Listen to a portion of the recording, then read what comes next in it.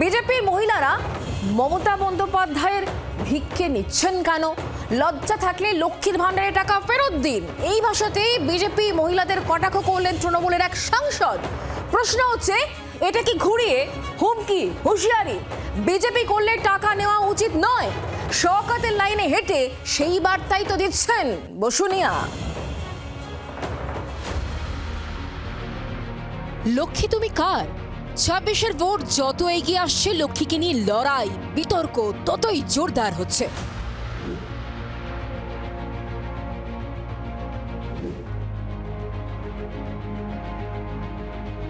লজ্জা থাকলে বিজেপি মহিলা কর্মীদের লক্ষ্মীর ভাণ্ডারে টাকা ফেরত দেওয়া উচিত, এমন মন্তব্য করে ফের বিতর্কে জড়ালেন কোচবিহার লোকসভা কেন্দ্রের সাংসদ জগদীশ চন্দ্র বর্মা বসুনিয়া। বিজেপির মহিলারা হাত পেতে মমতা ব্যানার্জির ভিক্ষা নিচ্ছেন লক্ষ্মীর ভাণ্ডার, এটা তো বলে বিজেপির ভিক্ষা। কারণ লজ্জা করে না? টাকাটা যখন ব্যাংক থেকে তোলেন, এই টাকাটা ফেরত দেওয়া উচিত। বিনা পয়সায় চাল খাচ্ছেন, কন্যাশ্রীর টাকা নিচ্ছেন, কৃষক বন্ধুর টাকা নিচ্ছেন, আর ভোটটা পদ্ম বলে দিচ্ছেন, বড় লেকচার মারছেন।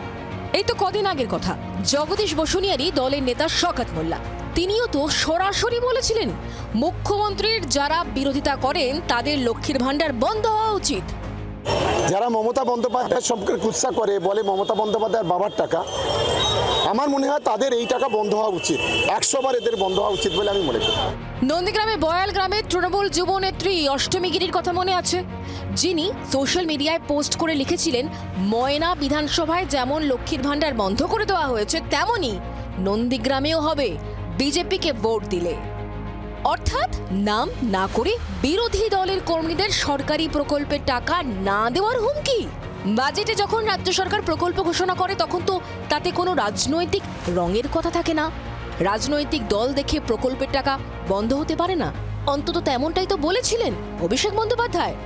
हम अलीपुरद्वार में हारे हैं, लेकिन इसी अलीपुरद्वार के सभी महिलाओं को, माओं को, बहनों को 1500 करोड़ रुपया खर्चा करके हमारे सरकार ने लक्ष्मी भंडार दिया है। यही फर्क है।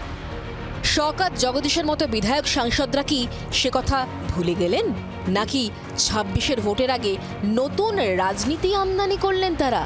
ভোট যার, লক্ষ্মী তার। ব্যুরো রিপোর্ট, জি24 ঘন্টা।